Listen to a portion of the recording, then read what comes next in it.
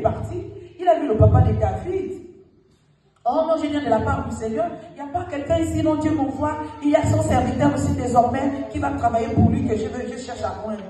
Le papa de David, il l'a envoyé. D'abord, les costauds, les grands frères de David, les costauds, les robustes, tout, venez. Ils ont vu comme ça, non. Le premier, non, c'est pas lui. Le deuxième, non, c'est pas lui. Le troisième, non. Jusqu'à là, il dit, mais attends. Il dit, mais je n'ai plus de fils.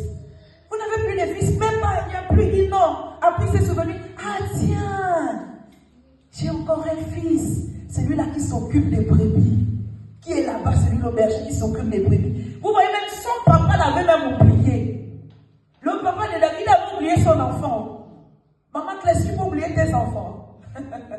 Maman Anna, tu peux oublier tes enfants. Maman Rufine, non. Mais son papa, il avait oublié son fils, il avait oublié qu'il avait un petit garçon qui s'occupait toujours des brebis là-bas.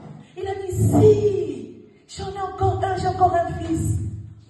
Appelez-le. David est venu.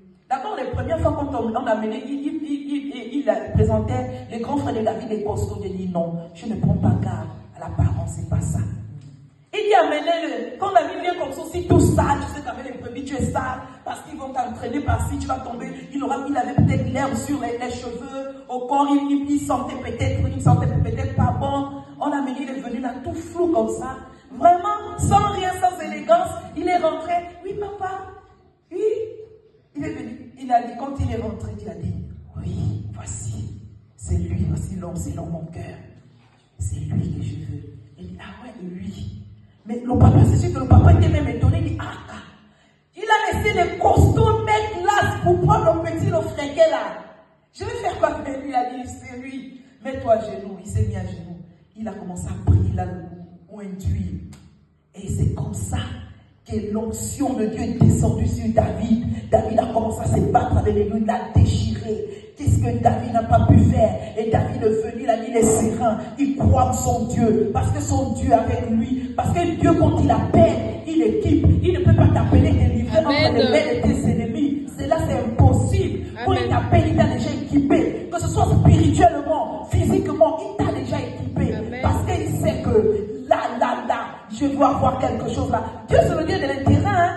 Il ne peut pas travailler avec toi sans intérêt. On a vu comment David a terrassé les ennemis. Les Philistins, il a terrassé. Qui pouvait tenir devant David? David, même le lion, il a déchiré.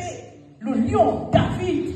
Mais non, il était fort. Et Goliath vient demander, il dit, c'est l'homme lequel que vous m'envoyez, je vais faire quoi avec lui? Mais David, il n'a pas peur. Il dit, c'est lui qui m'a appelé. Amen. C'est lui qui m'a appelé, il m'a équipé. Il m'a appelé, il m'a équipé, donc moi je n'ai pas peur de toi. Il dit, oui, tu vas me terrasser, oui, mais tu viens contre moi avec des épées, avec des lances, avec peut-être des bombes, avec peu importe ce que tu peux avoir dans tes mains, tu viens contre moi avec ça, pour pouvoir m'éteindre, pour pouvoir me terrasser. Mais non, car moi je viens contre toi au nom de l'Éternel des armées. C'est lui qui m'avait choisi depuis. C'est lui qui avait déjà mis sa main sur moi. Je viens contre toi au nom de l'Éternel. Je te dis que je vais couper ta tête. Tu verras. Mais quand Goliath avait dit,